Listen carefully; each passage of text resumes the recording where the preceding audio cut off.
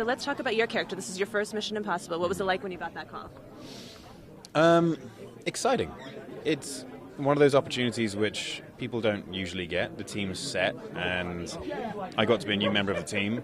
And I've always wanted to do old school movie telling again, and movie making, which is practical locations, practical stunts. And on this movie, I actually got to do that. And that's the kind of stuff I love. It really helps with performance, in my opinion, if you get to do practical locations. I mean, standing on Pulpit Rock in Norway was absolutely amazing, and something which I wouldn't give up for anything. It's interesting, too, because when you work with Tom, it's not like you can be the one to be like, oh, I'm going to need to bring in a stunt double for that one. I mean, you can't. You just, can't do that. No. And nor would I want to. I love the idea of doing all this stuff myself. And in previous movies I've done, they've let me do some of the stunts, but other bits they just think that it's not worth the risk to injure the actor. But on this movie, it's all part of the thing. It's all part of what we create for the audience. And so being there and doing it was part of the fun. And it's not a matter of me going, oh no, I can't put a stuntman in.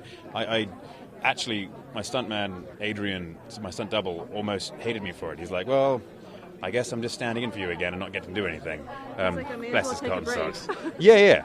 Adrian's a very good stunt double, but he didn't get much work on this one. I love that, though, because it just seems to authenticate the process a little bit more when you all are doing all the action yourself. Absolutely. It helps the audience believe the adrenaline. I mean, and we really are.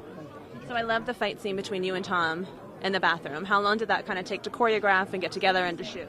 Choreographing that took a long time. They're choreographing that for a while. When there's a third character in that as well, Lark, who has been played by numerous people in the build-up to it, and then eventually we settled on Liang, who is one of the stunt guys, and who's a fantastic fighter, by the way, and fantastic stunt performer. And that took months to choreograph, and then it was supposed to take about a week to shoot. I think we shot that for a total of, I may be making this up, 3 or 4 weeks. Oh, wow. It was exhausting, yeah. Tom said that part of it, he was injury-free, and then we came back to it. Yeah, and you guys he was, had to come back to it yeah, afterwards. and that's when he was injured. Okay. Well, was there a hesitancy when he's got a broken ankle to kind of not... Absolutely. Yeah, no. Tom and I did a lot of stuff together when he had his broken ankle, and I had to ask him each time. I was like, you going to be cool with this? And he's like, yeah, just go for it. Just go for it. Just do it full speed, and if anything happens, it happens. But don't worry about it.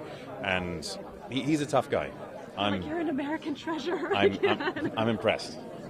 Okay, so I love this video that you posted on Instagram when you said goodbye to your facial hair. Right. How did that kind of come about? It's pretty epic. I mean, it's an amazing video. Well, the idea was that the mustache obviously made a big deal throughout the year, and I wanted to give it a good farewell, and so did everyone else. And so everyone put their heads together, and we came up with something which was good fun and funny.